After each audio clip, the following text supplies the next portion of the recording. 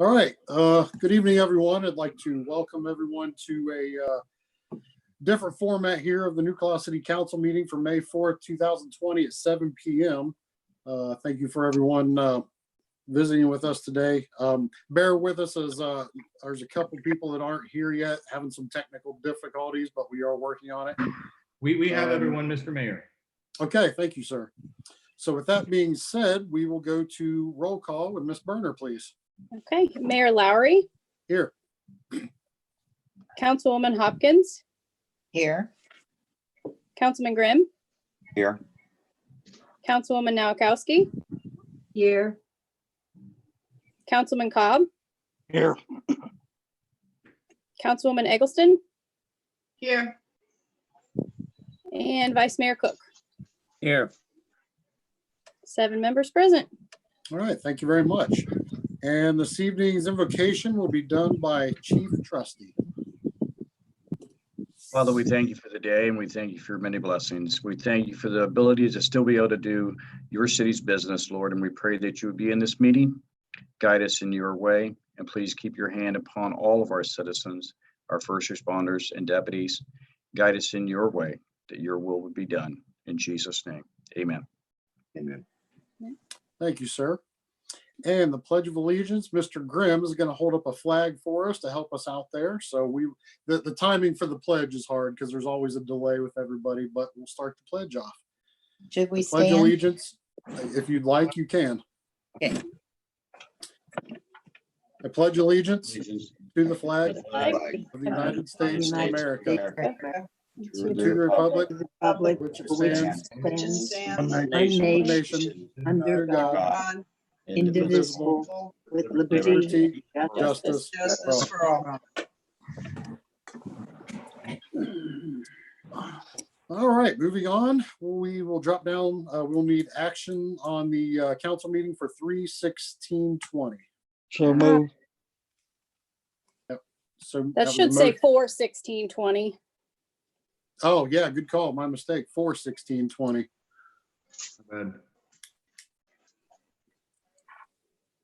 So I heard a motion by Mr. Cobb. Second. So move. I think we had a second by Amy. Miss Okay. Hopkins. And Okay, And council, any discussion on the minutes? Okay, and vote for the vote when you're ready. okay. I'm just gonna go off how we sit normally. Yeah, that's fine. Okay. Councilman Grimm, Yes. Councilwoman Nowakowski, Yes. Councilman Cobb, Yes. Councilwoman Eggleston, Yes. Vice Mayor Cook, Yes. Mayor Lowry, Yes, and Councilwoman Hopkins. Yes. Minutes accepted 7-0. great. Thank you very much. Okay, and dropping down, no communications tonight. And Mr. Bridge, I will hand you the screen. Awesome. Thank you, Mr. Mayor, members of council, members of the public who's watching the live stream. Thank you so much for joining us. I'd like to talk about the city manager's report. Under discussion items, we do have our finance report. Since we have the meetings in the first of the month and the managers get the report, then we have not closed the month out. There hasn't been enough time. So like we did last month, as soon as those reports are done, we will email those out to the city council members. So moving on with the city manager report, we have our service report, and Mr. Kiko is here to discuss his department's activity over the past month. Good evening. Thank you, Mr. Bridge. Good evening, everyone, council members. Tonight we got under Public Works Department. As we know, most of our projects have been delayed. Haven't changed a whole lot with the report, but we will get back on the curb repair and start getting some pothole patching. Main Street, we definitely know needs some work. We already had monies allocated for gravel and dirt patch materials, so we will be doing that now that we are back to full staff.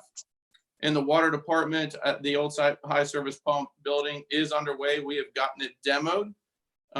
So we are waiting now that we got staff back. We will set some crews out there to start doing some fitting and start getting that stuff put back together. Sanitary survey response has been completed. So far, our response back to our response from the water department has been pretty good. We're working out some minor details, just with some language clarifications, but we have given them pretty much everything they need at this point. So everything is so far good to go. I will keep everybody updated. The 2019-2020 primary clarifier, that project is complete and it is in working.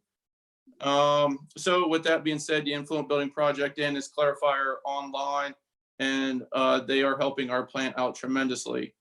2020 road resurfacing project. We were supposed to already be out for bid, but due to the COVID, it's been delayed. We are going to be resurfacing Langdale Avenue, Glen Avenue, Hamilton Avenue, Clayton Court, Corona Circle, and we are going to chip seal and then add a fog layer onto Hillcrest, Tal Schroyer, Short Drive in that area once we do a little bit of in-house work on some repairs. But that bidding has been delayed until sometime in May. I have not heard back from the county engineer.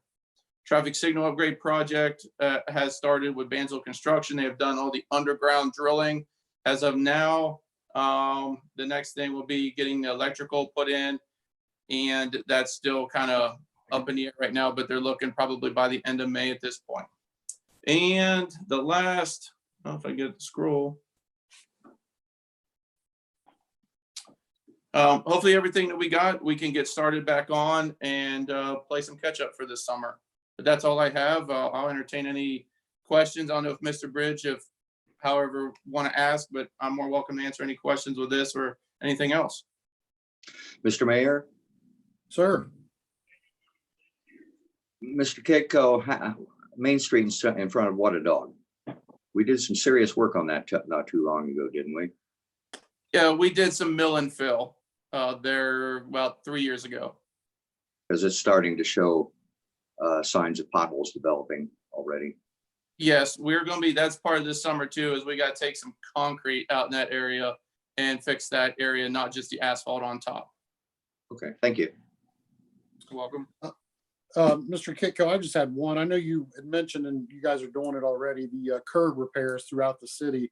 Is there a lot of those to do, or just a handful? The lot of them are on Washington, Henry.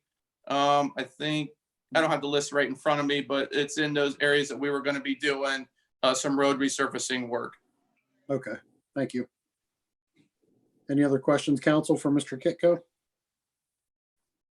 All right, thank you, sir. And back to you, Mr. Bridge. Thank you, Mr. Kitco. And moving on with the city manager report, we have our fire discussion with our fire chief, Chief Trusty. Mayor, Vice Mayor, Council, and citizens watching. For the month of April, the New Carlisle Fire Division responded to 58 EMS calls in the city, 15 in Elizabeth Township. The division responded to five fire-related calls in the city and none in Elizabeth Township. We had 2 EMS calls answered by mutual aid, either from Pike Township or Bethel Park, due to medical being on a response. We answered 2 mutual aid EMS calls for Pike Township and 2 for Bethel Park. In the month of April, the division responded to 1 overdose call and patient was revived with Narcan. That's basically our report right now. Entertain any questions from council. Council, any questions for Chief? All right, thank you very much, Chief. Thank you, Fire Chief. And moving on with the city manager report, as soon as I get the police report, I will also email that out to city council as well. But moving on under informational items, I attached, like I did the last time, the extended stay-at-home order that was dated on 4/30/20, so council can have easy access to it should you choose to need that. So that is attached to the city manager report. I also attached the memo that we sent out to our staff that today we went back to Howie's department, Mr. Kitco's department went back to Monday through Friday operations. However, we're still doing the split team schedule for the office building. Just because the office building is small and we cannot practice social distancing under one roof, given the square foot of that building, Mr. Kitco's departments are able to go out and spread themselves out and work in the field, or their plants are very big that we can social distance. So until further notice, that's the schedule we are going to do. So just reiterate, the all the buildings are still closed to the public. The citizens can go in and out of the foyer like we have been doing. It seems to be working well. But we do physically have people at the city building Monday through Friday, 7 to 4. So once we feel comfortable about getting things back up to normal with full operations and opening that back up to the public, we'll definitely let council know what our plans are with that. And of course, we're going to follow the recommendations put forth by the governor of Ohio. So moving on down to discussion topics, we got quite a few hot topics that I wanted to discuss with everyone. And the first one being the swimming pool opening. My understanding of it is the governor still is not allowing public swimming pools to open. So me and Mr. Kicko have been talking about this. We did go ahead and get the permit for this year. That permit is about, and Mr. Kicko, please correct me at any point in time I give misinformation. That permit itself is around $600 a year. However, if we don't get that permit this year, for next year, we essentially have to start the whole thing over again. Mr. Kicko, what is it exactly that we'd have to do? Submit for plans for operational? Yeah, it'd be like building a new pool and you guys submit plans for a whole new operation, which gets you into thousands of dollars. That was one thing that the state was not backing off on. So we decided to go ahead and get that permit for this year to save us the thousands of dollars if we did not get the permit this year. So we are able to open from a permit standpoint, but we need to have a discussion, maybe set, is there a date in mind that we said, if we can't open past this date, the pool's not going to open at all? Or how does council really want to handle that? Because that is a big expense that comes out of the general fund every year. I think when we do open it, I'm sure there'll be social distancing guidelines that need to be adhered to. I don't know how we're going to achieve that within a pool. I don't know how we would achieve that with lines going into the bathroom, monitoring the lines coming in and out. So what is council's opinion on the swimming pool for this season? Mr. Bridge, Yes, sir. according to Governor DeWine today, the pool, the parks, and I can't remember what third one was, are the least interest to him right now. They may not open this year. Did you say least interest to him, sir? Yeah, right now he's concentrating getting the business back up and running. Sure. And that does make sense. So we're at this dilemma, like what is too late in the season to open it up? I'll throw my 2 cents in. From what I took from DeWine here in the past, few days or so, it sounded like he was, he got asked about a lot of different businesses and types of businesses today. And I think he's really going to have some serious information here within another week or so, as far as what his plans are with maybe pools and gyms and things of that nature. If we were to even consider opening the pool, depending on what guidelines come down from him, I don't think it would be, the pool. It's done a lot better with the way it's been ran. As long as we weren't, because we know it's going to be a soft open this year as far as the capacity you're allowed to fill it and things of that nature. But if we don't do any really major, like the flooring we were talking about, and the camera systems, all the different things, if we just open it with what Mr. Kitco and his team needs to open it, it shouldn't really cost a large amount of money, or even at the end of the year. I don't see why it would. Because it was fairly efficient until you start getting into these big expensive updates and whatnot. But me personally, I mean, I wouldn't mind, waiting a few more weeks before we made a decision to see what the governor says. I mean, because the interest out there's been a handful of people that's done posts about it, not me, but some random citizens, and a lot of people would like to see it open. But obviously you've got to do it in a smart and educated way. Okay, Mr. Kicko, your professional opinion, you've been dealing with this pool for multiple years, and there's a lot of work that goes into actually get it going. What is your opinion about what is that date that says, all right, we're past our chance of returning with opening the pool?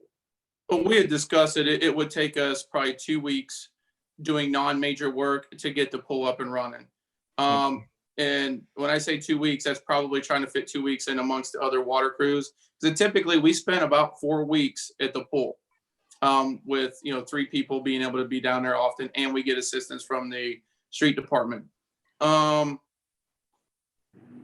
I mean, we could probably have water in it, by the time we get a schedule for an inspection, get the inspection, get the food stuff taken care of. That could take a little more than 2 weeks. I don't know what that specific date would be. So I would think we would be 2 to 3 weeks from the time we would say go. We need 2 to 3 weeks for that door to be opened. And then, we would be ready. The one thing to consider is no matter really how many people are there, we have a base limit of chemicals that we'll be putting in the pool no matter what. Now, the chemical usage does increase with the more people, but it doesn't change that much. So that's just one thing to take into consideration, that if we're putting 1,000 gallons of chlorine in for a month, and that's not a specific time frame, we will probably still put 1,000 in for the month, regardless if we have 1 to 10 people in there or if we have 500 people in there. So just some consideration that those costs will really not come down regardless of the number of people we have. Okay, Did I answer your question? I'm sorry, I was kind of rambling. absolutely. Thank you so Okay. much. Yeah. Council have any other comments regarding the pool? I do. Mr. Go Mayor, ahead. Go ahead. and I understand that, it's gonna be an expense and we're not gonna be open that long. But I think that if the governor says it's okay for us to open, I think that would be a heck of a morale boost for the citizens. And you've got people who've been in their houses for months now, and I think if the pool opened for, even if we were only open for a month or two, that's gonna be a heck of a morale boost for the citizens of the town. Sure. I agree. We Mr. just Mayor, major, Yes, sir. Go ahead, Ms. Oh, I'm sorry. Ms. Hopkins, were you finished? just as long as, we don't put major updates in it, like Right. you said. That's it. Okay, thank you, ma'am. And Mr. Grimm? I would say do what we need to do to get it open, except hold off on the food until we're sure it's going to open, and then just play it day by day, see how things go. That way, if they say, go ahead and open, we're ready to open right away. They just have to bring their own food. There you go. Mr. Kitco? So with that being said, I know Mr. Bridge and I had talked with that 2 to 3 week time frame. It sounded like in that last statement that we would do the 2 to 3 weeks anytime and wait for the decision from Governor DeWine, or wait to hold on our 2 to 3 week work till we know that time comes. And I think you and I talked about that, Mr. Bridge. Thanks for clearing that. Where is council headed? Did everyone understand, Mr. Kick? Do we go ahead and do the work now and just let it sit? So when we're ready to go, it's ready to go? Or do we wait till we get the order that says do it and then we do it? I think Mr. Cook has Vice Mayor Cook has a question. I don't know if you can see him, Mr. Mayor Lowry. Yes, go ahead, Mr. Cook. What type of money are we talking about just to get this thing ready and leave it sit there? It's more labor. Right now, we don't know. We usually put 5,000 in just for broken plumbing from the winter. Just that stuff that we don't know about that aren't pre-planned or pre-scheduled. So if we get in there and the pump decides to go, that type of thing, we do have some set aside for that. It's usually not the major part in the very beginning. It will be at what point do we fill the pool? Because it takes about 3 to 4 days or so to fill the pool. Once we get our work done, and then we get an inspection, and then that pool usually takes a couple of days to what we call settle and clear up. So once we put that water in, the chemicals are going. So there's just a time frame of when we want to fill that pool, let it sit, and then because it holds 285,000 gallons, and then there's obviously we know some water comes out and we got to refill a little bit. So there'll be a date on when do we want to fill the pool up and let it sit, outside of just going in there, getting the filters ready, making sure the plumbing don't leak, both concession side, because it feeds more than concession, feeds both restrooms, and the pump house, electrical, lighting, safety stuff. Even though it wasn't a real bad winter, we could still have issues that even with the best winterization, we'll still have some issues. It's kind of an old facility. So, Ms. Krieger, you said earlier, like, we can put chemicals in, but the more people that go in, the more chemicals we're gonna have to use. So since we're gonna potentially fill it and let it sit, I mean, we'll have to put some chemicals in, but can we put the Yes. low amount in and then increase it once people get into it? Or does it have to sit for a while once it's all in there? We play it by the test kit. We would keep the bare minimum. We wouldn't keep it at 4 parts where we could keep it at 2 because we're not swimming in it. Gotcha. Chief. Oh, I'm sorry, Mr. Bridge. We have Derek Hutchinson with, he's our newly hired planning director. You all have met him, but he also has some experience in water department as well. Mr. Hutchinson, do you have any valuable input towards the pool? No, just, you know, it is quite a task to get it up and going. You know, last year, obviously with the remodels, that took a lot of our time. And right now with us being the water department having that up until this week, having that shifted schedule due to the corona, you know, a lot of our projects have fallen behind there in the water department as well. So it would have to be a you know, a pretty good balance. We'd have to find out as far as, you know, maintaining what we need to maintain for the water department, and also doing the pool as well. And it's not just that 2-3 week thing, it's daily. We're at the pool every single day that we have to do those. So you know, once it's up and going, it's not horrible. But you know, it is definitely manpower that we would have to use daily on that. Thank you, Mr. Hutchinson, for your experience. Chief, did you have something? Yeah, my question is, safety wise, are your lifeguards going to be able to get their certifications? Because right now, most of all training like that is on hold and no classes are being given. Right. I've heard April talking to some of her students and some of the lifeguards from the past. I know there's, you know, a handful or more of the guards that don't need certified this year. They're usually, I think, 2-year licenses. And then there are some that she would like to get certified. So I think I heard her talking to them that once DeWine lifts it to where, you know, these indoor pools, the Ys are open, that they can get them new guards certified within 2 weeks. So, but I do know she has a handful that are already certified lifeguards and they're good to go. Okay. So most already got that 2-year certification, Mr. Mayor. What's that? So most of them got the certification last year. Yeah, I mean, I don't know if it's most or half, but I mean, Sure. I know she has enough to start up and running. Cool. My thought, I don't know if Mr. Bridge or Mr. Kitco, if you were looking for a timeline of like a point of no return, like what date do we just say, okay, it's too late?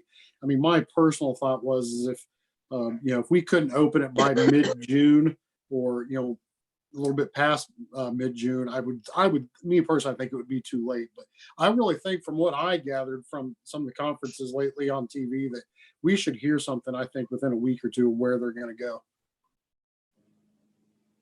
May I make a recommendation Yes, sir. that if we could possibly hear something from the governor in the next 2 weeks, I believe later on in this meeting, we're going to make a recommendation. We go back to twice a week or twice a month meetings.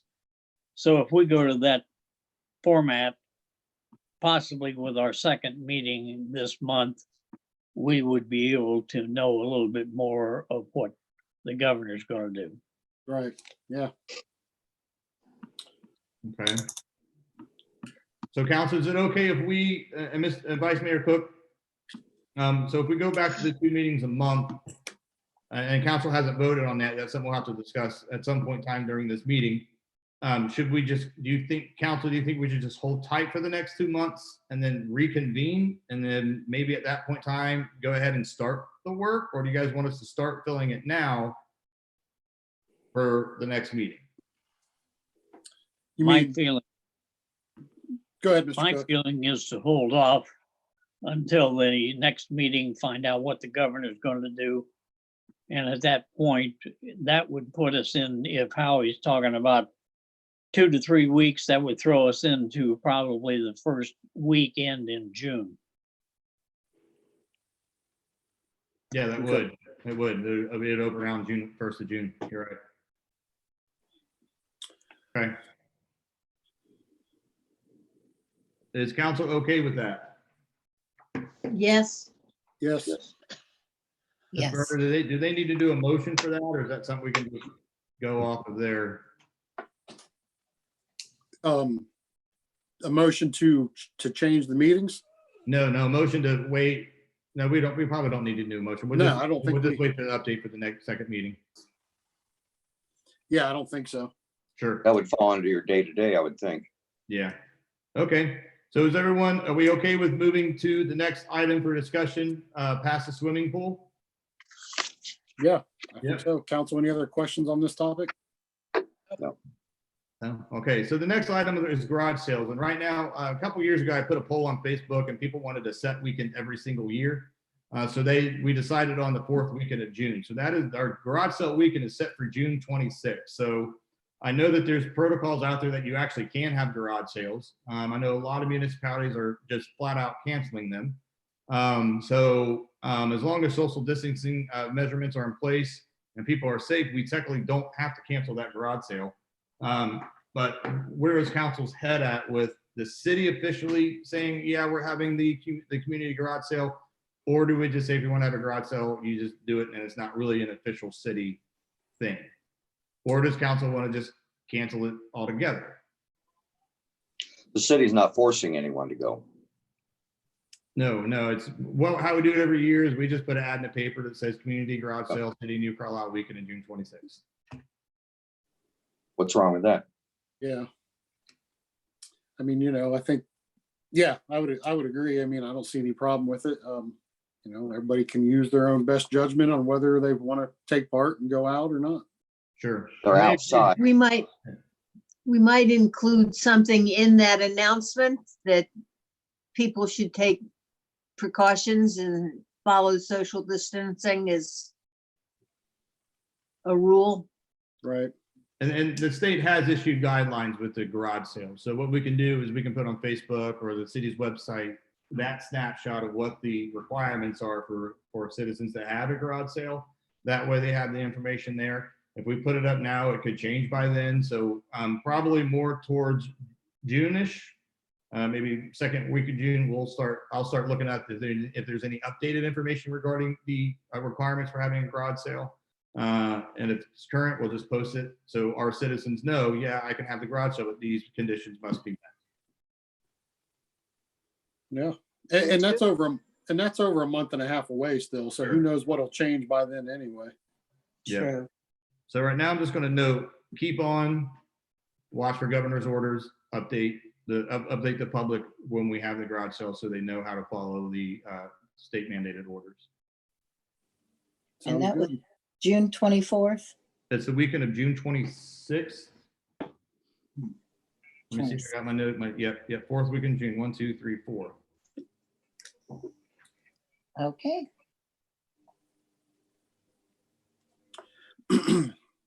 Okay, so moving on. Now, this is Memorial Day Walk. That is scheduled for May 23rd, which is not too far away. So when we set that up, I mean, there's a lot of volunteers that go into that. We have the people who play the bagpipes with 21 gun salute. We have the speaker. I mean, it is a volunteer event. And that is coming up on us very close. So how does council want to move forward with the Memorial Day Walk? I was having a conversation with another council member who had a fantastic idea to where it's not really a city thing. Well, it is a city thing. I'm sorry, I misspoke. But instead of having all the volunteers and everyone show up, we can meet at a parking lot that's big. We can do the walk down the cemetery, pay our respects, and still have the event in that way, but not with all the bells and whistles. And I Right. don't know if we're gonna be able to get all the volunteers in. That sounds like a wonderful plan to me. Yeah, I mean, I don't have a problem with that idea. I mean, if it'll make it a little easier on the workload for the city guys and The cemetery will still be maintained because people will still be able to go on their own to the cemetery and visit. So that's going to still be maintained as if we are having that event.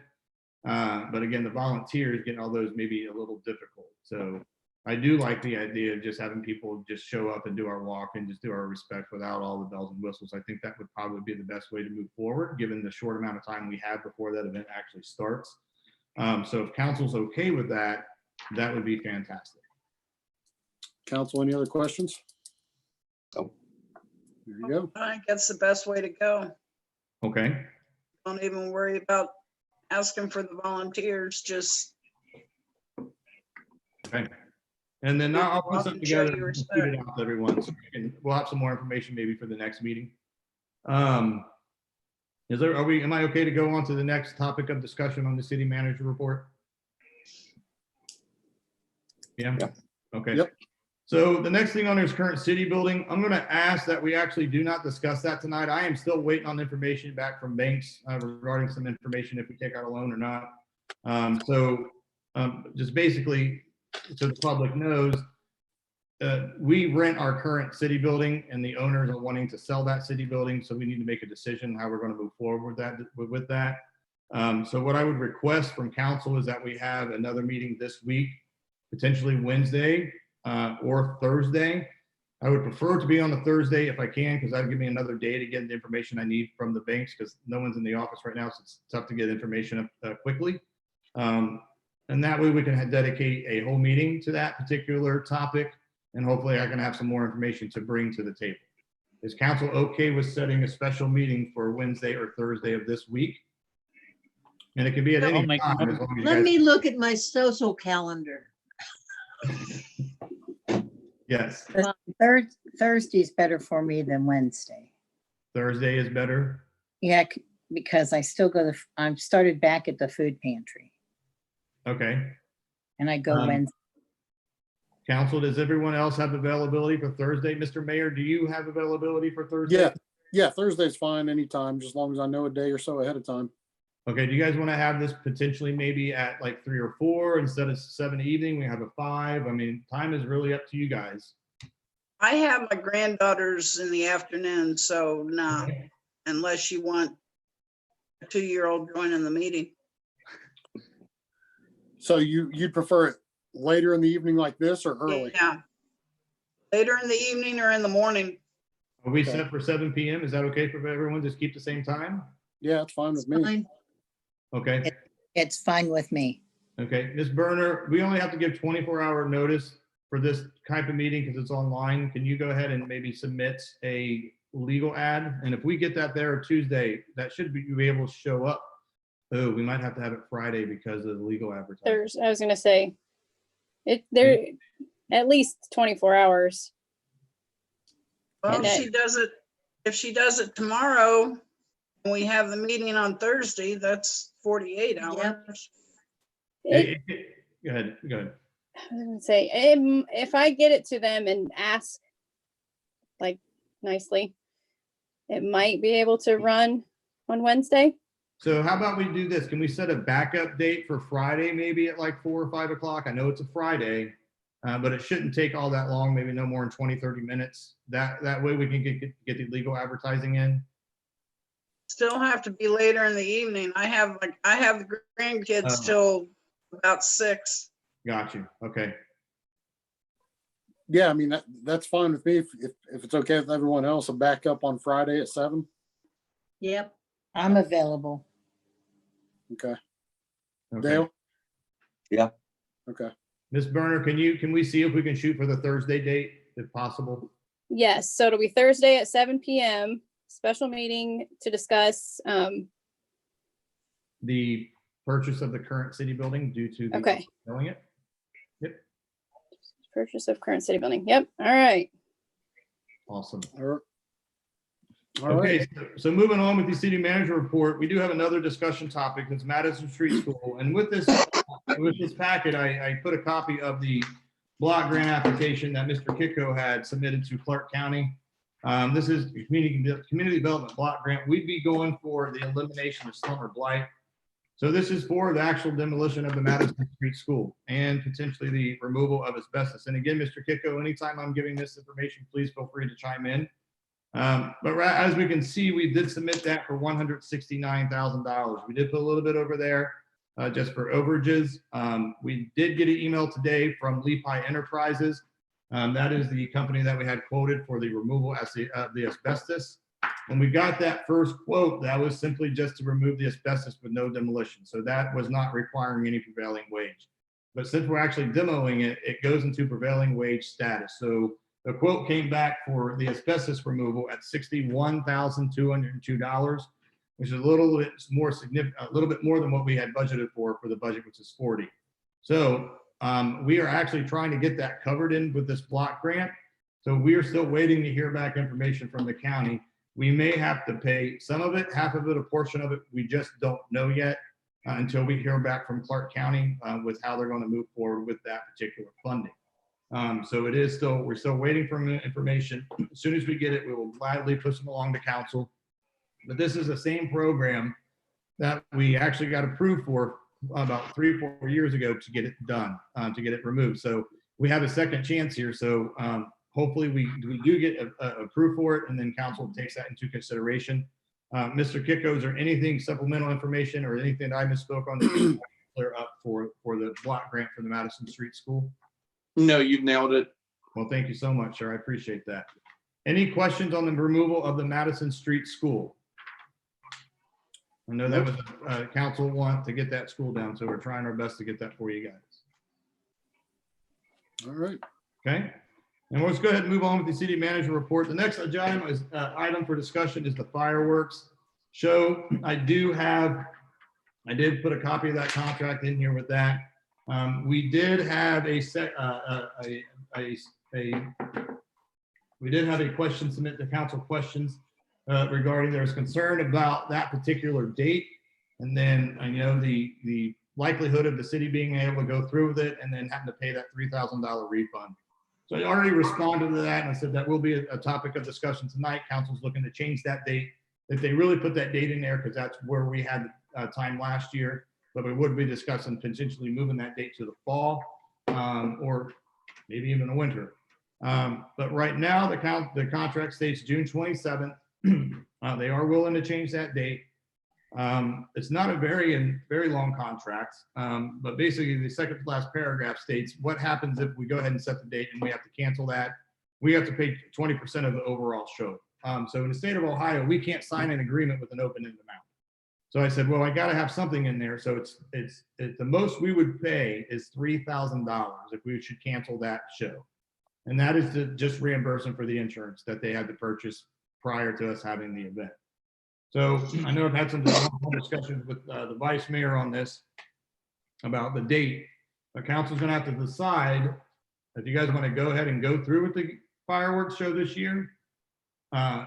You do want to change the date because if we keep it at June 27th, I think we're running a risk. Mr. Bridge, Yes, sir. Mayor, what Vice Mayor Cook and myself had decided, there's no way we can get ready by the 26th. The 27th on a Sunday. So what we was thinking was taking it in the Heritage of Flight Festival and shooting them off on a Saturday evening. Good idea. And another thing that was proposed is tying it into the home opener of the high school football game. I know Tecumseh Strong is trying to do some events to get people in beforehand. I had a great discussion with Paula Crew about it. I told her ultimately it was not my decision to be up to council, but one of the things that we had talked about, me and Mr. Vice Mayor, is actually having it set off at the high school football stadium. They have the big practice field in the back. And then after the game is when the fireworks show would go on, because clearly during the day it's still too light out to have that show. But it is something that I wanted to present to council for discussion. Council, any questions or comments? I'm okay with moving it to the fall if it works out for the Heritage Festival. So is there any concern about, should we have it in the fall? Are we going to tie it in the Heritage Flight? Are we going to go to the high school football game and do it? What's the, let me, I'm sorry, was you done, Mr. Bridge? Yeah, thank you. Mr. Vice Mayor and Mr. Cobb, what, I just wanted to make sure I understood. What do you mean you guys couldn't get ready for it if we did it in June? There's not You mean- enough, there's not enough time to get everything set up and get done back there that has to be done. We got to get law enforcement. We got to get all kinds of stuff in here. And Mike- Vice Mayor Cook and Councilman Cobb have really done a fantastic job these past few years, and there is a lot of back end work that goes into it as far as getting the potential food truck people in, nailing out the security. I mean, these two council members have the most direct experience in what goes into getting that show going. And we want to thank them for all the hard work they've done, but it is a lot to get it going from the back end. Well, if the Heritage of Flight doesn't want the fireworks, we'll take them to the school. Well, here's my 2 cents on it. One, I wouldn't want to see it go to the school. I mean, I love Tecumseh just as much as the next person, but I mean, I would never expect Tecumseh to put on a $17,000 fireworks show for New Carlisle. I just don't think you'd ever see it happen. As far as Heritage of Flight, yeah, that would be great. But, you know, if we step back a little bit to what we were talking about in the meeting about the pool, that with the fireworks show that's been going on, that is a huge money maker for the pool. Now, and that's important because it keeps the pool from losing. It's its biggest day of money the entire season.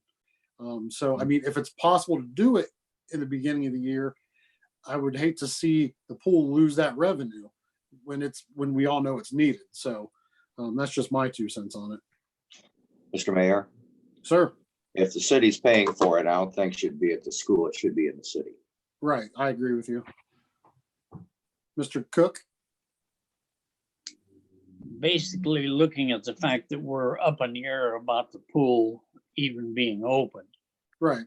I think number one, that we should literally consider the fact that if we throw this in with the Heritage of Flight, you know, on that Saturday night that you're doing it, that's going to add to the Heritage of Flight and bring in another, let's say another 2,000 people at that Yeah. point.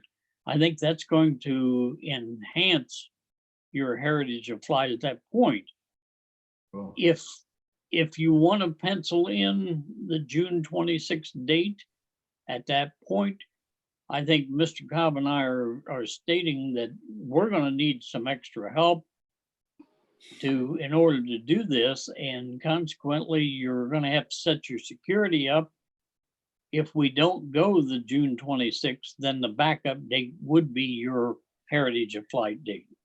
Right. Yeah. I mean, if you, because I think what you said, it had to be signed by the 15th, Mr. Bridge. Yeah, we have to have that and the half of the payment down to them. Okay. Am I So am I able to offer my opinion on that? Because Of course.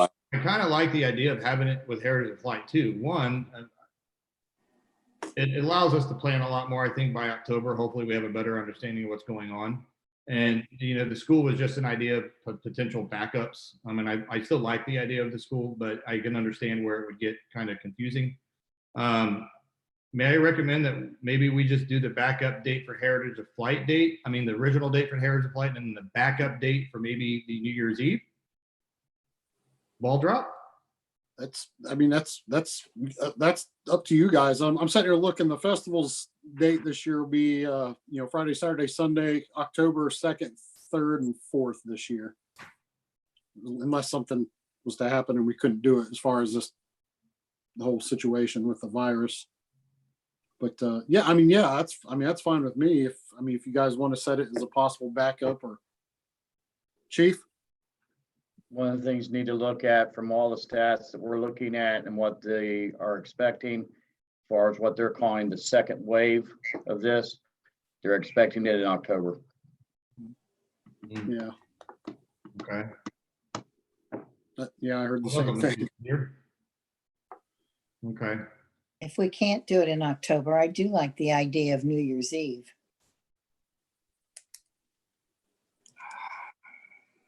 Well, I guess, Mr. Bridge, do we just wait as long as we can as far as the 15th and see where the state is and go from there? Yeah, I mean, I would like Mr. Cobb and Vice Mayor Cook and Councilman Cobb feasibly the pre-4th of July. Do you think from a work standpoint that is completely feasible, even if we get you help?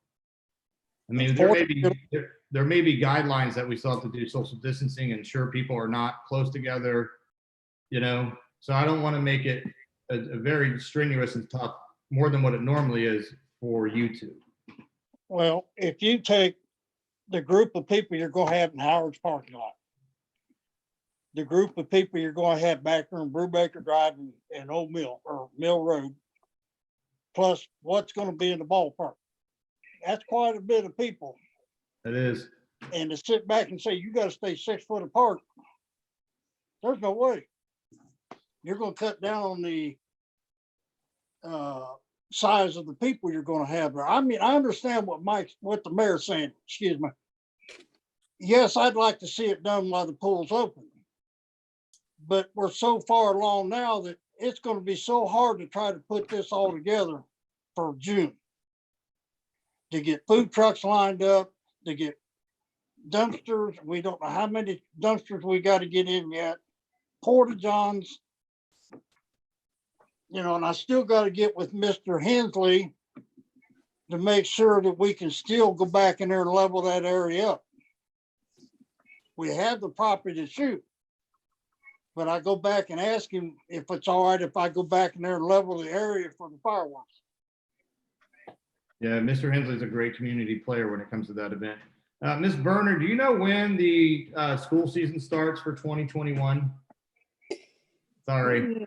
Not yet. I mean, Is that ideally, it's usually that last Friday in August. last Friday in August? Yeah. The school season, like our first day of school Yeah.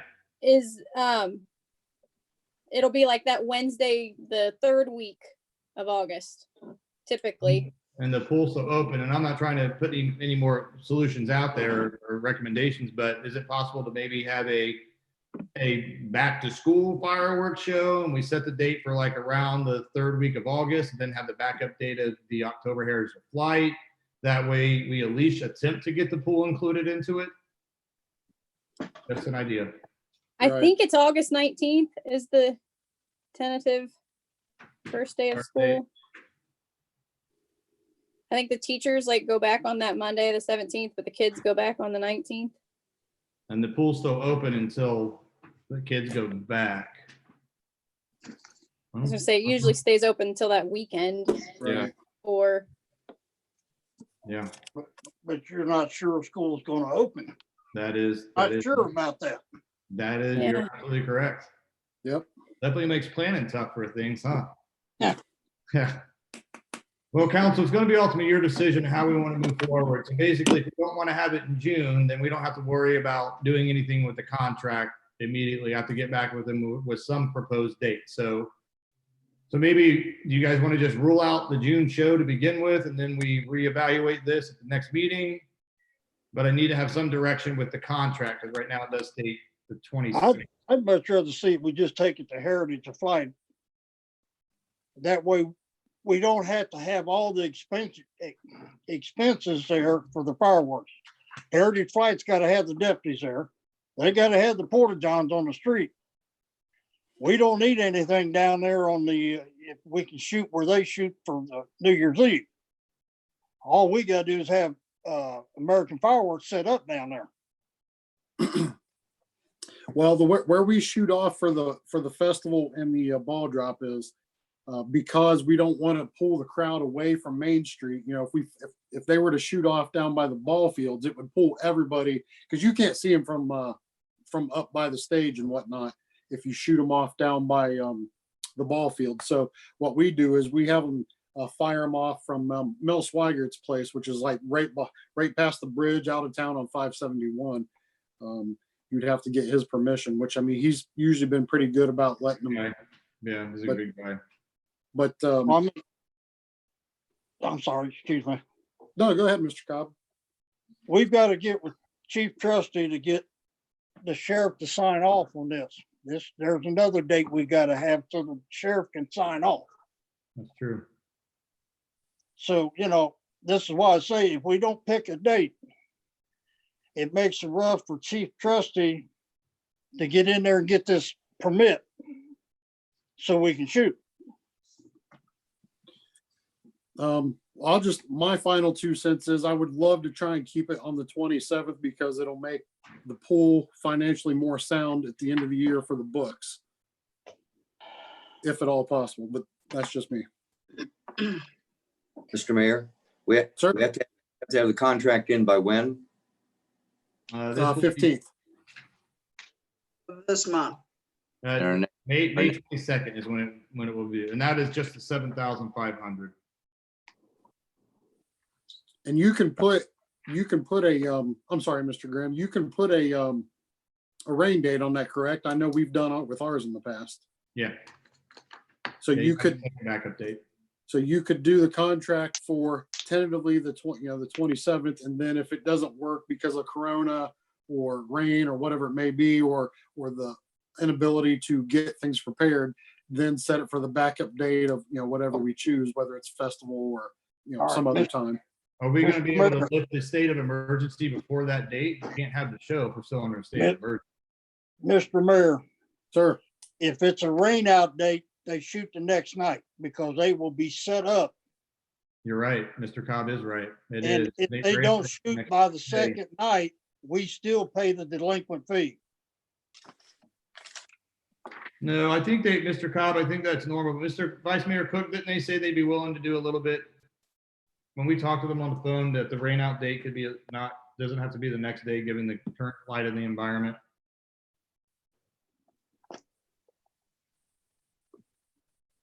Could we put somewhere in that contract, Yeah, so Ms. the Hopkins, state of emergency isn't lifted, then the contract's void. well, we still would have to pay the 3,000, but we did, when we talked to me, I said, if we can't have it on June 27th, we won't be able to have it the next day. So we did have them change it. So if you look on the contract, it says rain date and it says on a date to be determined within 2020. So we'll have the entire year within 2020 to have that rain out date.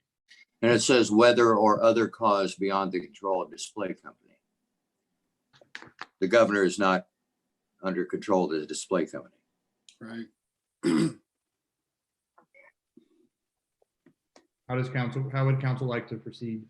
Ms. Eggleston, what do you think?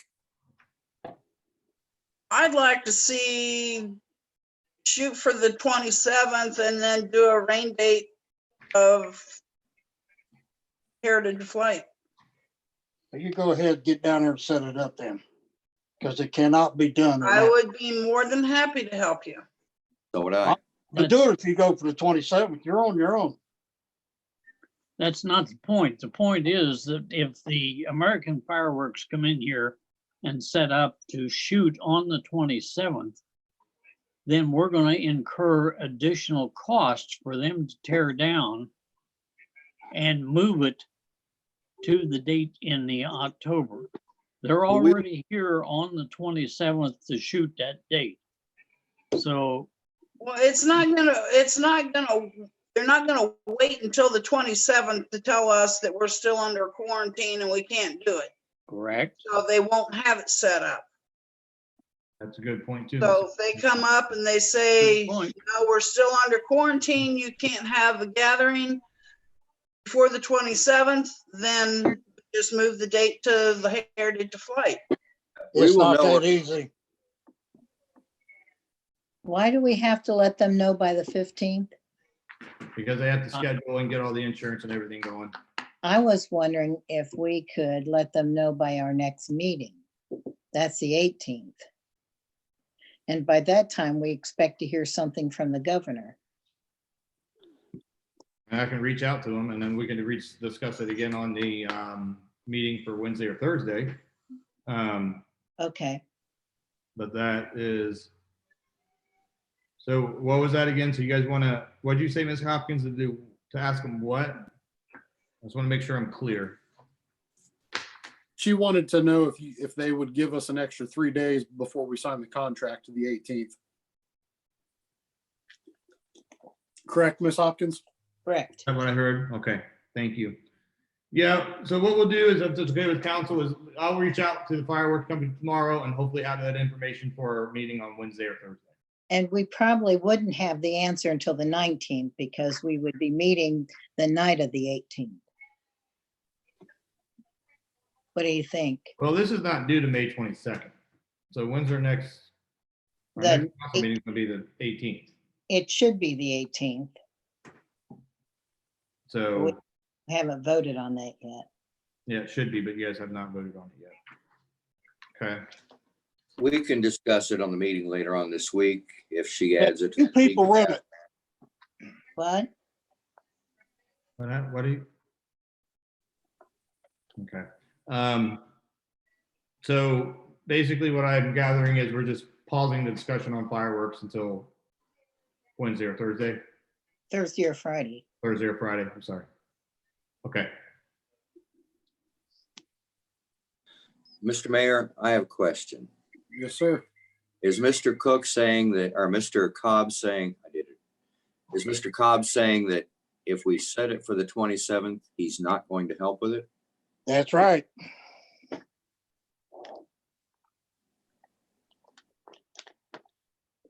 Is Mr. Cook going to help with it? At this point, he's undecided.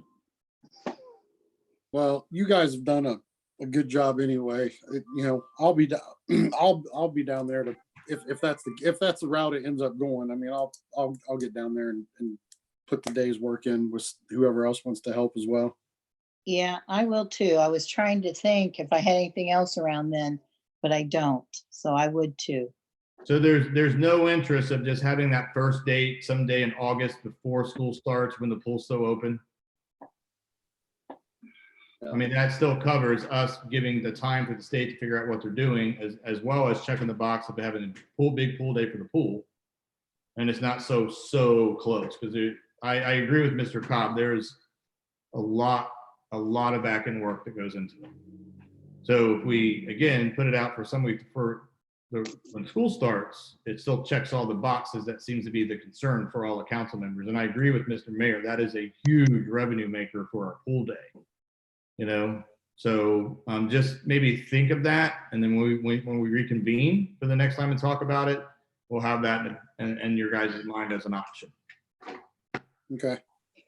Mr. Mayor, Sir, Emily? ma'am, sorry. Emily, when did you say school starts?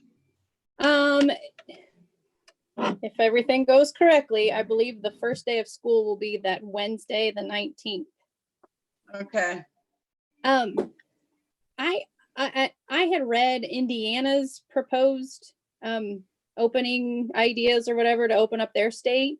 And one of the things that I thought was interesting, they had said by July 4th, they were hoping to have events where no more than 250 people were attending. And then it said, you know, of course, this goes back to numbers and if there's spikes or whatever. So I don't know. I was just thinking DeWine would probably Limit come the back number with of some people. stuff like that. So that's something to think about. They were saying by July 4th. So I Okay. don't know. Okay. Okay. Well, hopefully the fireworks brings in more than 250 people.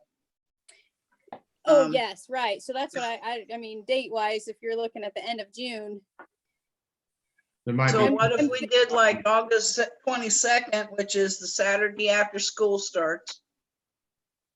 And it would be like a welcome back to school and then have the backup date of the Heritage Flight. But the pool wouldn't be open then.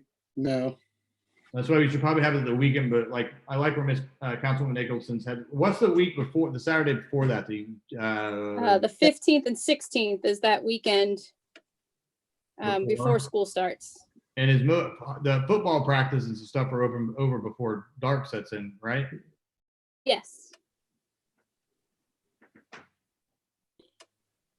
Well, Just food for thought for next time. So I just got it noted that we'll talk about it at the next meeting, whether that be Thursday or Friday. And then just question mark within the August school date, and then we'll just always really consider the 26th and 27th. But I will agree with Mr. Cook and Mr. Powell on that. That is a lot of back end work, and I've seen them go in. They've been in my office many times, many out. They do a lot. So whatever council wants to do, we will definitely oblige by. But I think we made some leeway on it for today, and everyone's got some ideas to think about over the next few days. Mr. Mayhem, am I okay to go on to the last thing of the city manager report? I believe so. Okay, so the last item for discussion is expense reductions. So I sent with council an Excel sheet that has, basically I summarized our CIP and what we can immediately stop and kind of reduce our expenses. One of the first meetings we had when the COVID crisis started was council wanted to suspend all unnecessary capital purchases, even though they're all necessary, but the ones that we can really hold off until the next year. So I sat down with Mr. Kiko with his respective funds and fire chief with his respective funds. And I have that Excel sheet right here. I know it's part of the agenda. But just for example, the general fund, which we all know is our main fund there that we need to really protect. We're looking at $594,500 in general fund capital expenses. The biggest part of that is the city building downtown that we will be renovating. We have budgeted $450,000. So you guys have that list of what we can do. I also on that list gave you a percentage of the total expenditure. So for example, when you see the general fund, we have the $594,500 set for CIP expenses, with total expenses in the general fund set for this year is $2.2 million. So, just basic math will tell you that if we have to suspend any big expenses out of our general fund, we can save 26% just by taking a look at that CIP that deals with the general fund. And the same thing goes on for the police levy, Mr. Kiko's street department, water, wastewater, pool, and the cemetery, and also the fire chief's EMS department. So on the far right side of that Excel sheet, you'll see a notes, and that's what we have to keep in the CIP, whether it be software agreements that we have or projects we've already started. But council, hopefully you guys have a chance to review this. We should be receiving our next round of income tax collections from CCA. I did speak with our tax administrator today. CCA is behind on getting those deposits out. So as soon as we have more information from CCA, we're going to have a better picture of what we're truly facing as far as any kind of revenue loss due to the COVID. So I hate to say it, but it's still kind of too early for us to have a good picture of how much we're actually going to lose. And I don't want to speculate about how much that's going to be. But as soon as we get the CCA deposits, we'll definitely let council know, and then we'll have a better idea how we're going to go moving forward. And then the next month's deposits after that will give us another idea how we're going to receipt our income tax. Because as we all know, not only does that impact our general fund, but it also impacts our police levy fund as well, since 1% goes into the general fund and 0.5 of that, the other 5% of that 0.5% goes into the police levy. So I'm curious to see how much we receive from CCA in the coming days. But this should give you a general idea of the basics of what we can cut. We all know when we do our budget, we are not a big city. We don't have a lot of fluff in our budget. We truly don't. Our budgets are done yearly with what we actually need. So when you look at cutting that budget, really the only way to cut is looking at your CIP. I don't think we're to the point yet that we have to furlough any employees because there's minimum staffing requirements that we have to continue to meet from the EPA. So right now we have a general figure, like I said, of what we could potentially cut back on. But as the information comes from CCA, I'll have to send that out to council so we have a better understanding. Does anyone have any questions on the Excel sheet that I had submitted to council? Mr. Bridge, Yes, sir. you're going to lose roughly, according to the state, 70 to 75% of your gas tax. That is something that we're looking at. Yep. That's something that they're saying each city's going to lose. Mhm. Plus your state money that the state gives you, you're going to lose right around between 45 to 50%. We don't get much from them anyway, but I see what you're saying. Well, I mean, this is what I've gathered by just what's going on. Yeah. The gas tax scares me, and I'm glad you brought that up, Mr. Cobb, because we budgeted for that increase this year, which included buying Mr. Wright's truck. So that's something that Howie and I are definitely looking at and watching like hawks, because we've already expended the capital purchase out of that fund. We'll just have to see how much we receipt from that with the reports that we do. and we'll have to pass it on to council, but Mr. Cobb, you're absolutely right. That particular fund is very scary just because of that. No one's driving. So of course, we're going to have a decrease. So that's another wait and see until we start getting some more receipts in. But you nailed it right on the head with that, sir. You did. Any other questions regarding any expenses? Is any of this programmed for any time in the near future? I'm sorry, sir. Is any of these expenses programmed for any time in the near future? Well, we can look over what we're keeping. I mean, the software support and stuff like that.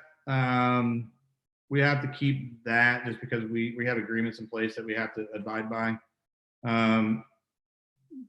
The one thing, I mean, I really don't want to get in the business of putting the renovation off at the city building downtown, but if that's something we have to do, we're going to have to do it. That's our big chunk. Me and Howie had very good discussions about what he could put off until next year. I mean, very open and honest discussion about what he could put off by next year and then what he absolutely needs. So the things that we see that we need. Now, as far as what's immediate future, and Mr. Kiko, please feel free to jump in with some of your departments that you may need that know that you'll need it immediately. I'm just going through the list here. Nothing in the general fund. I reduced the planning department's budgeted GIS subscription because we budgeted for an actual subscription, but now they're online, which are a lot more cheaper. So I took some money away from that. That's going to have to be in a purchase that we're going to get pretty soon. But it also is now minimal at $2,000.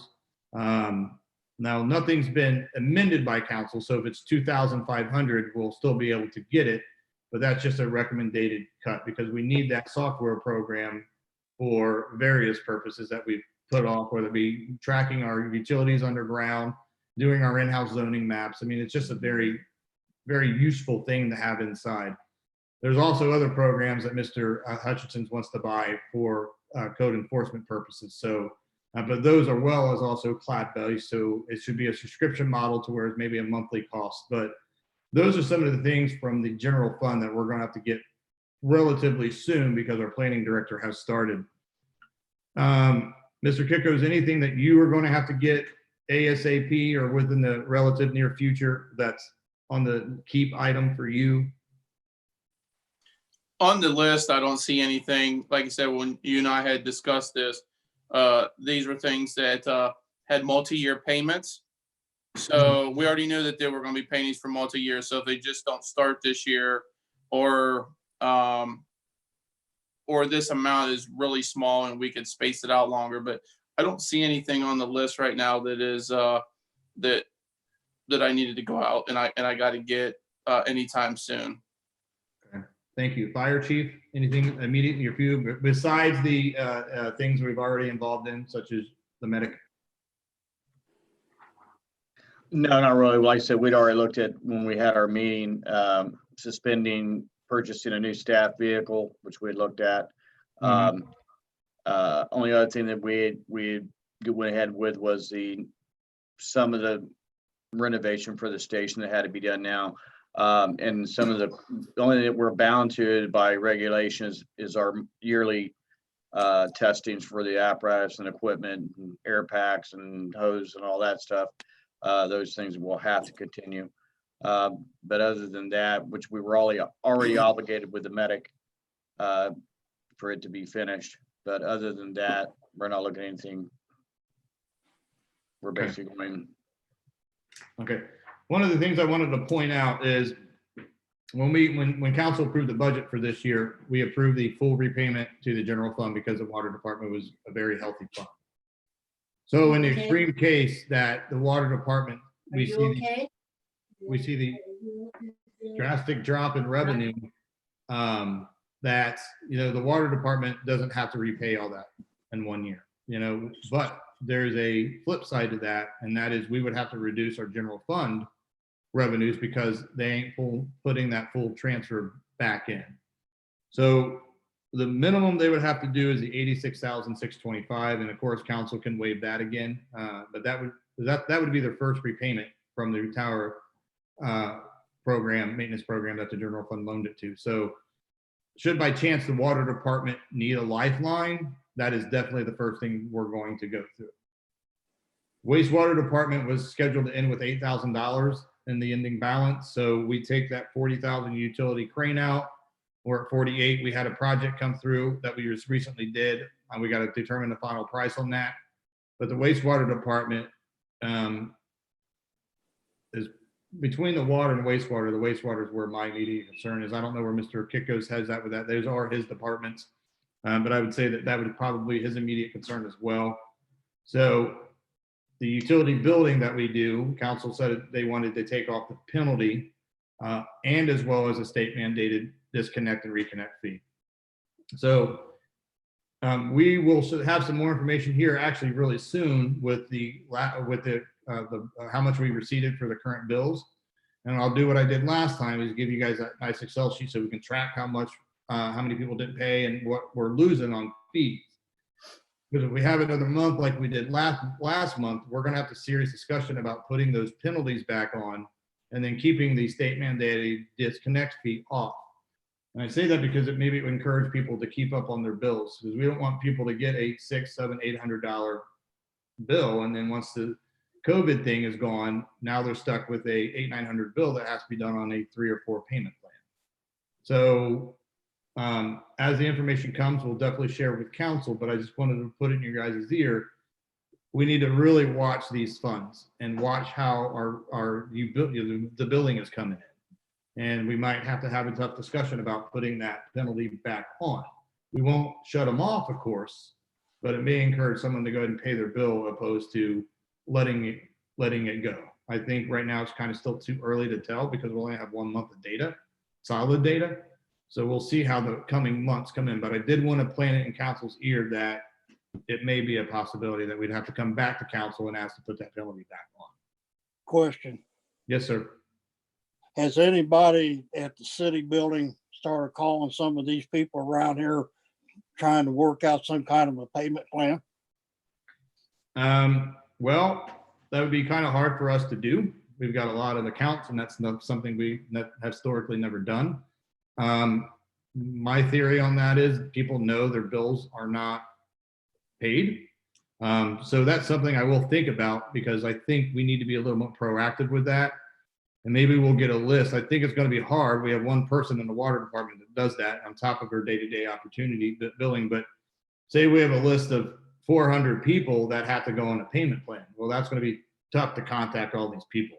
I'm not saying it can't be done. And I do agree with you that, we should be doing something. I just don't know to the extreme of what it is.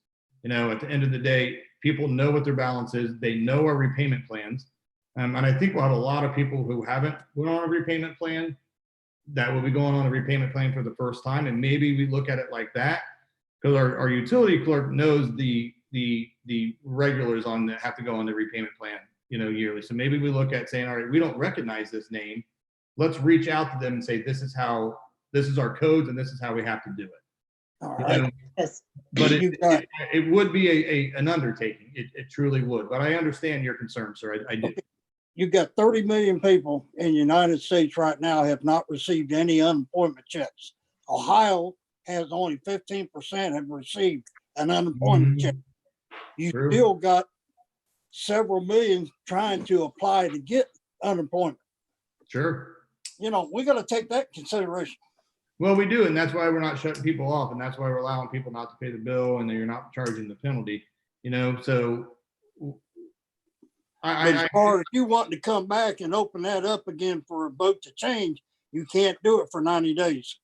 Yeah, I mean, like I said, I think we should do something. I just don't know what exactly the best route's going to be. We're limited staff, and maybe we do a general out, like we'll lay it down and we put it on Facebook, we put it on the city Facebook page, so the information is there and we promote it. And of course, we'll always take phone calls. I mean, we get phone calls all the time, and most of our residents never go on repayment plan. So it's going to be foreign to a lot of people, and that's who I want to concentrate on. Let them know, hey, this is how we do it. And then, like I said, we have other people that are, I think you get up to 3 a year max out, payment plan, so they know the ins and outs of it. But I'm almost going to bet that we're going to be coming back to council. Well, I don't know in the time frame, but as we have more information of when this is going to be lifted, and then people have to start paying the bills again, because maybe it's something, instead of we have to do it 3 payments, we can divide it up to 5. We don't want to put someone in a bind that they have to pay their current charges on top of a repayment plan fee of $150. So we're going to have to do something that's going to be compatible with our citizens, but also compatible with our revenue stream. And that's something we can all work together when the time comes. But to reiterate, yes, Mr. Councilman Cobb, I agree with you that we do need to make some effort to call the citizens. But I just don't know what the perfect way for that to be. It's possible to send a letter out to everybody. I mean, it could. I mean, we can get a list of that's easy. We can do a mailer for those specific people who are late. I don't want to send it out to the whole city. That's a lot of accounts, but that's actually a very good idea. We can get the mailing list and send the letters directly to them. We just hope they open it up and they read it, which I'm sure they will. But that is a very good idea. Any way of putting it on the water bill when you send it to them? I'm sure we could. Mr. Cook, Do we have a ballpark idea of how soon we can expect some information from our tax people?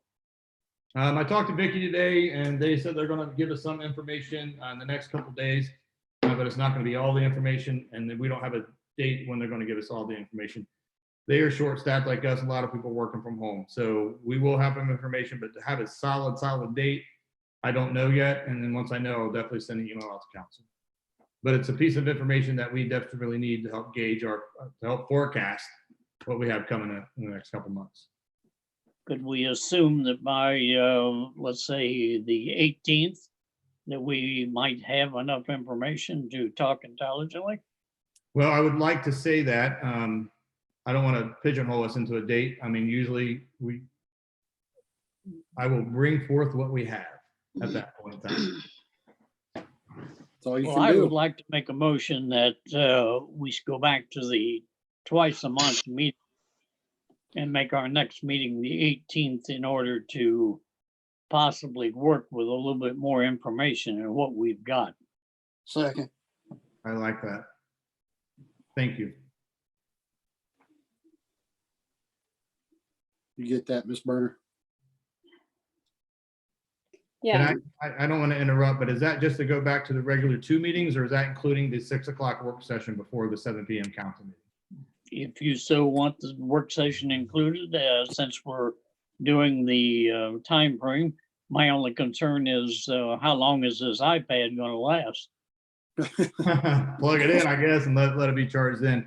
I like the work sessions. I think the work sessions were great. I mean, once we got into the swing of things, we were using the full hour, and I think what it does is allow us to have a good, open, honest conversation, and then go into the meeting in a more orderly fashion. I love the work sessions. I would love for them to come back with the regular session. Then I will amend my motion to make work session and regular sessions twice a month. Second.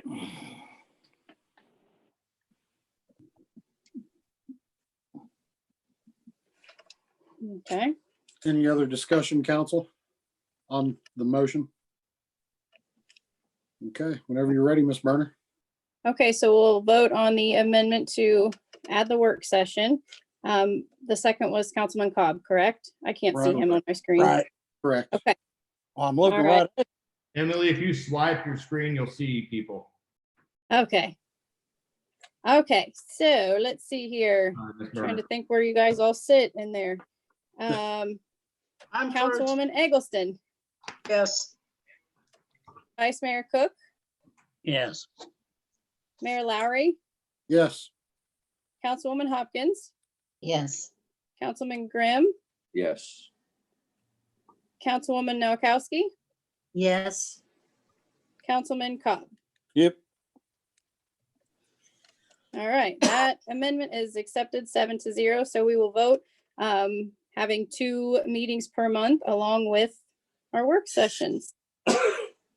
Mr. Cobb was my second for that also, correct?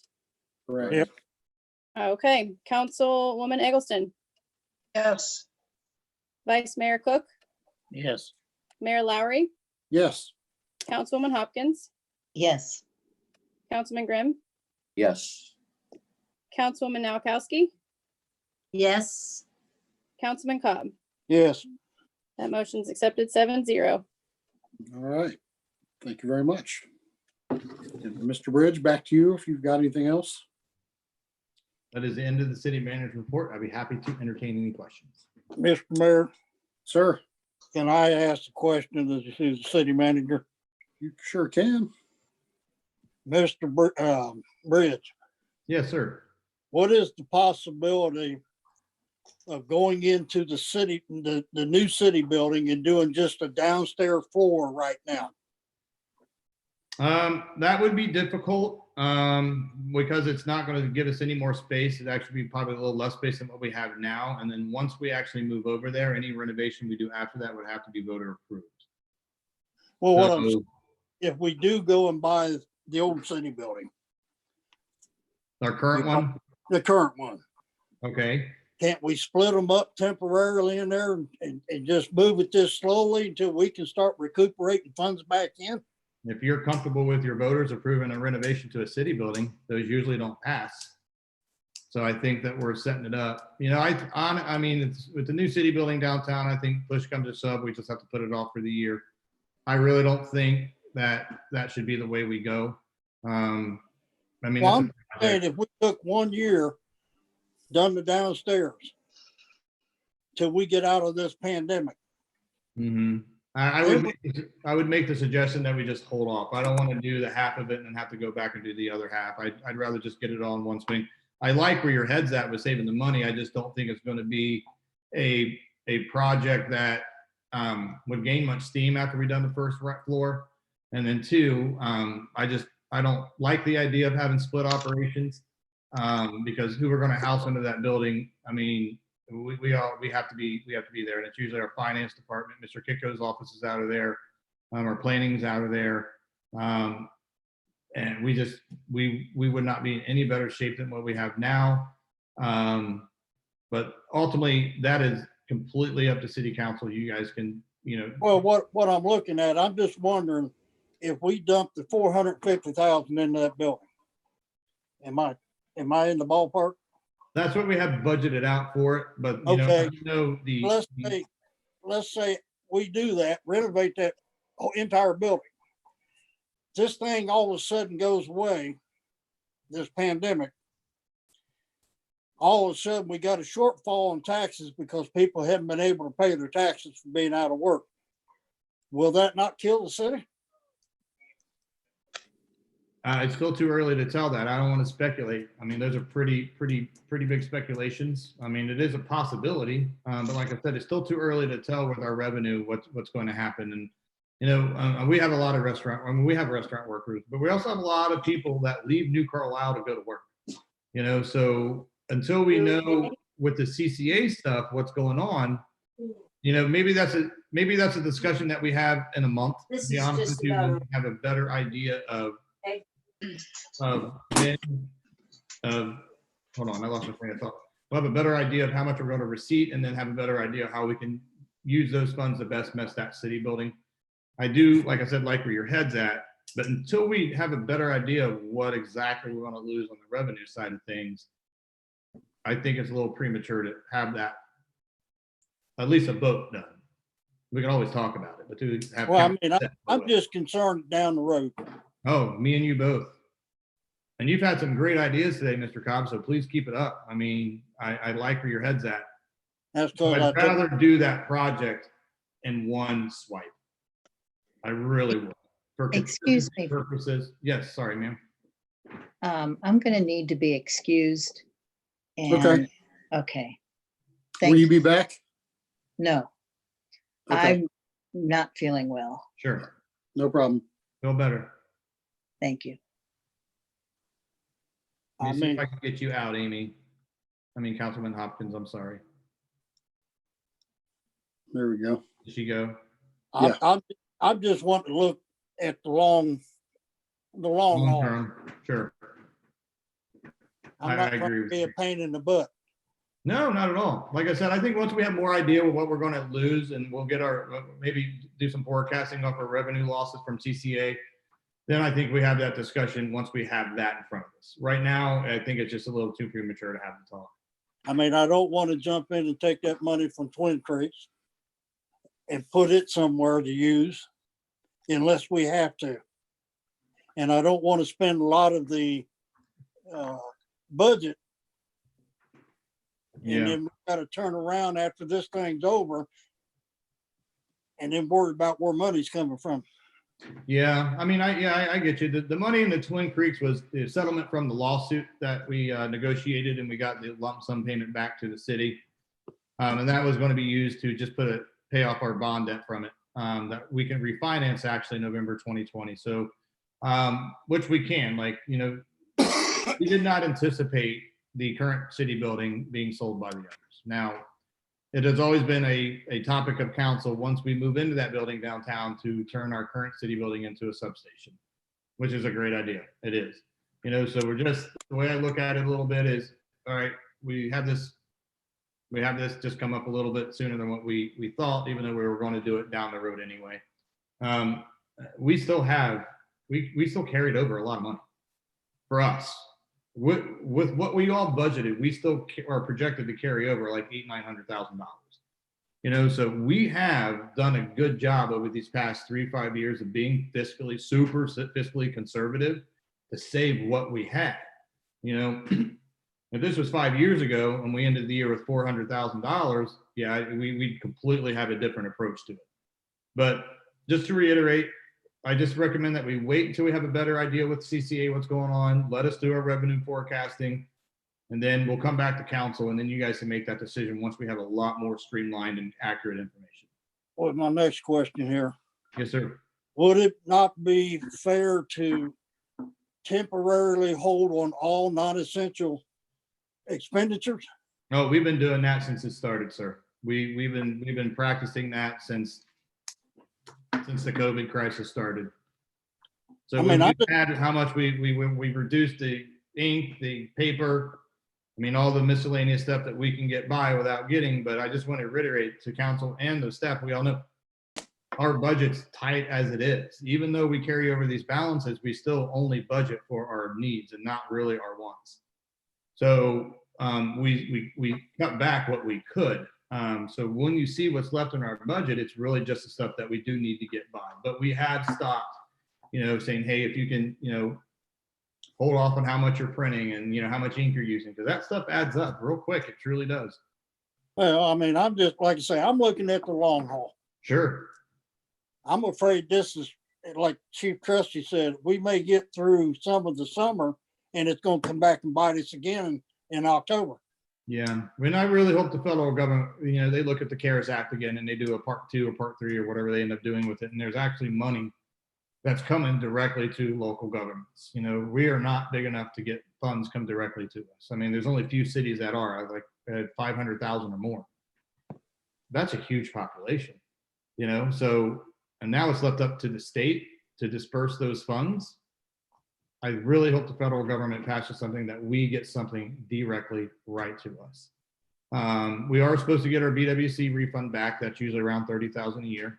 And I do know that very recently, and I don't know the figure, we just got a $7,000 refund on something. So I'm going to dig into that a little more and update council. We haven't got our refund back from BWC yet, I don't think, but that is supposed to be happening. But again, I wish we could get money sent directly to us. Oh, I agree with you. Mm-hmm. Yep. All right. All right. Anything else on your report, sir? No, I'm done. Thank you. Yes, sir. Council, any questions for Mr. Bridge? Mr. Bridge, I just had one. I guess this will be you, possibly Howie, Mr. Hutchinson. And I know, like you just covered, a lot of things are on pause with everything that's going on. When does Mr. Hutchinson feel that we will get back into code enforcement full swing? Yeah, so right now we are, obviously it's limited, it's almost complaint based driven right now. We are going to because of this on and off time, we're going to concentrate on probably here in the next couple weeks is strictly grass right now, just to get caught up on that. So once today's technically my first day, so as soon as I get in this week and kind of get some stuff planned out, we will be starting soon. Okay. Yeah, I mean, nothing necessarily specific, just, I mean, driving around, you see the people that are really take pride in their houses and they're cutting their grass and they're painting fences and this and that. And you've got other people who are parking 3-4 cars in the yard. And I mean, you could spend all day going after each one of them, but I just, this might sound a little aggressive. I mean, I know for the people who are around from this area, Northampton's known for, if you drive through it at a mile per hour over, they're going to get you. I mean, I'm almost to the point that once we're open, I would like to see us get that way with code enforcement. I mean, just to let people know we're serious, that we want our town to look as good as possible. I mean, and not because it's a moneymaker or anything, but I just, it's what's right for the people who go the extra mile to make their property look good. Oh yeah, definitely. I mean, in this time now, obviously things that repairs, stuff that would cost money, we are going to be lenient on that right now just because of the times, but obviously things that don't cost money, as far as just picking trash up, moving cars, mowing your grass, there's not going to be much lenient on that. Right. So that's all I had for you. I appreciate it. Yeah, thank you. So Okay, all right, so nothing else for Mr. Bridge or anything else related? I'm good. All right, so comments from the members of the public. Mr. Bridge, did you want to announce? I mean, I know you posted it. Do you have anything for us? Yep. We got the question from Mr. Mike Waters regarding fireworks and the concern with the state of emergency operations and, how is that going to go down? I did respond to him that we'd be discussing it today. So I did get another one, and it reads, "Hi, my name is Paula Mabellini-Tini. She lives at 520 North Scott." And she said, "With all the restrictions and limits on food and the difficulty of people maintaining their income, could we please consider allowing people to have chickens in town now? Reasonable restrictions may be limits on the number of hens, fees for a chicken permit, no roosters. Allowing citizens to provide their own nutritionally complete food, eggs, and protein source seems to be a very compassionate and reasonable decision to make." So I will let council take that. Thank you. I'm going to say Paula, and I mean no disrespect. I just don't want to say your last name. Yes, sir. Thank you. Thank you for reading that for council. So we'll just go across the board here. I see a thumbs up, so we'll let you go first if you have any comments. You guys already know I want chickens in town. So yes, by all means. That requires a change in the zoning code, and then Yes. much to be able to do that. So that actually involves the planning board getting involved and making a decision first, and then recommend it on the council. This is definitely something that has been with council before. So I just wanted to give you the update of how that would, if council does choose to change it, it is not simply just a vote of council. Sorry, And by the time all that's done, the panic will be over. Right. Anyone else have anything on this that they want to add? Well, when you bring chickens in, here comes the pigs, here comes everything else with it. That's Go ahead. I'm sorry. Go ahead. We're a farm town. Look at Cleveland, look at Columbus, at Cincinnati, at Dayton, at Springfield. They all have animal ordinances that allow for some form of production. And it can be done, and it can be done safely and without a nuisance. Yeah, it would be quite an undertaking. I mean, it's definitely possible. I can tell you, in the two communities that I did zoning in, writing these codes and also taking those codes off the books as well. There's a lot of enforcement that comes with it. So there's a lot of manpower to be able to manage that, because people will start bringing in roosters. Then you have the problem of free range chickens, which historically has been created a lot of problems. Definitely manage one. I own chickens myself.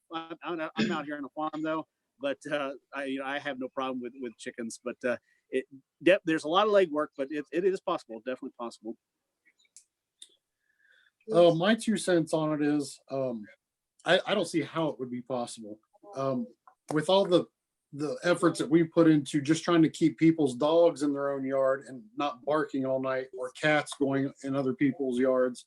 And we can't get that under control. How are we going to control chickens?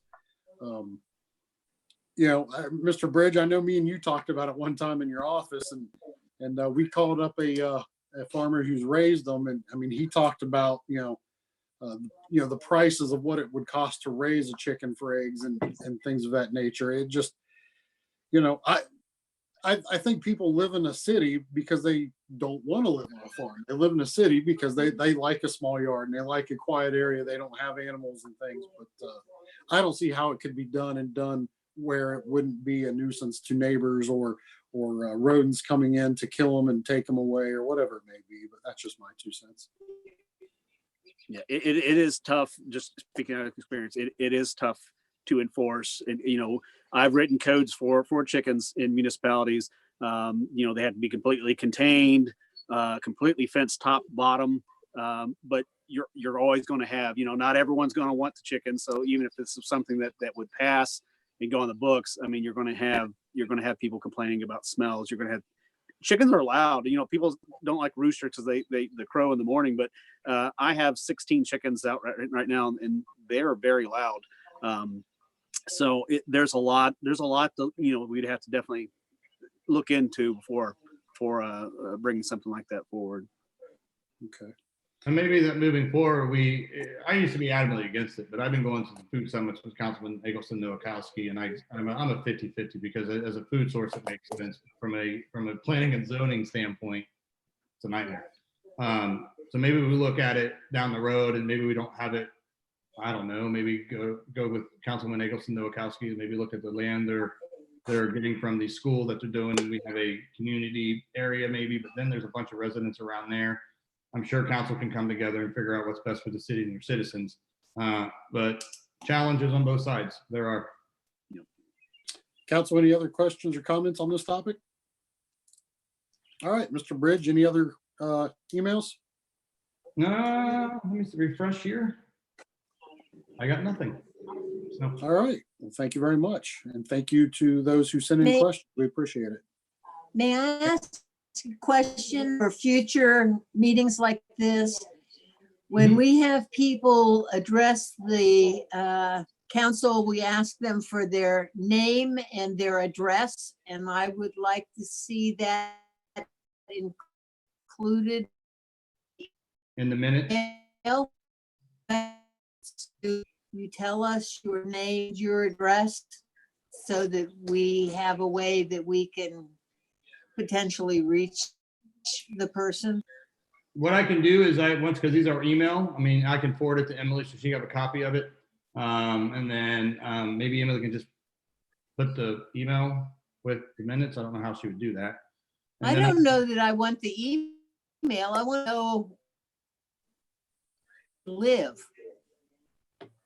Just like I would find out in council. One lady did give her address. Well, she did. She gave 520 North Scott Street. We all know where Mike Walsh. So. Okay. Yeah. Okay. So, all right. No more emails or community questions. Thank you very much. So, let's see. Comments from committee reports, none tonight. Resolutions, none. Ordinances, none. Other business, Ms. Burner, if you would mind. The city offices will be closed Monday, May 25th to observe Memorial Day. Okay, and we are going to be going into executive session tonight, correct? Yeah, I would like a request of the executive session to discuss the employment of a public employee. We need a vote. I'll make a motion that we break rules of council. Second.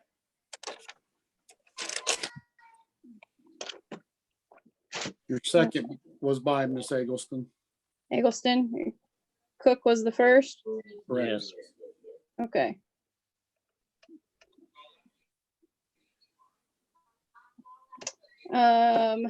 Vice Mayor Cook, Yes. Mayor Lowry, Yes. Councilwoman Hopkins is absent now. Councilman Grimm, What rules of council are we breaking? to I allow believe us- it's. Go ahead. We're breaking the rules because the word slipped my mind. I apologize. The The, executive session's not on the agenda, so we're gonna break the rules so we can go into an executive session. Okay, yes. okay, Sorry, I couldn't get my wording. Councilwoman Noakowski, Yes, Councilman Cobb, Yeah, Councilwoman Eggleston. Yes. All right, that is accepted 6-0. Okay, And then now can I have a motion to take us into executive session? so be it. So moved. can we have 5 minutes? well, what we'll do is, I'd assume what we'll do is we'll go into executive session and he's gonna pull us from the live stream as far as being public. And then if someone needs to get up and go use the restroom, we can do that and then we'll get back on. Does that sound okay, Mr. Bridge? Absolutely. Okay, so I believe your first motion was by Mr. Cobb Yeah, and Mr. Cook. Did you second? That's fine. That'll work. All right. Mayor Lowry, Yes. Councilwoman Hopkins, Councilman Grimm, Yes. Councilwoman Noakowski, Yes, Councilman Cobb. Yeah. Councilwoman Eggleston, Yeah. Vice Mayor Cook. Yes. All right, that's accepted 6-0.